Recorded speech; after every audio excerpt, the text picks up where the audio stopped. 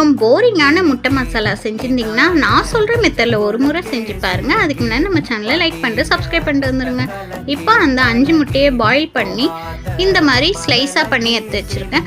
இப்போ ஒரு கடாயில் கடுகு, சீரகம், அதுக்கப்புறமா வெங்காயம் சேர்த்து நல்லா வதக்கிக்கோங்க. இப்போ இந்த கேப்பில் கடலைப்பருப்பு, சோம்பு, சீரகம், அதுக்கப்புறம் மிளகு, பெருங்காயம் எல்லாத்தையும் சேர்த்து இந்த மாதிரி அரைச்சி எடுத்து வச்சுக்கோங்க.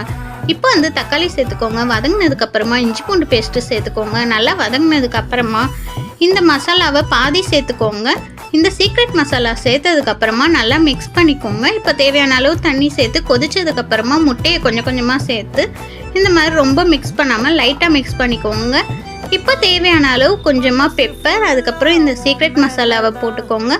போட்டுட்டு கொத்தமல்லி தூவி சர்வ் பண்ணிங்கன்னா வேறு லெவலான முட்டை மசாலா ரெடி. இந்த வீடியோ பிடிச்சிருந்தா கண்டிப்பாக ஒரு லைக் அண்ட் சப்ஸ்கிரைப் பண்ணிடுங்க. கண்டிப்பாக ட்ரை பண்ணி பார்த்துட்டு எனக்கு கமெண்ட்டில் சொல்லுங்கள். பை.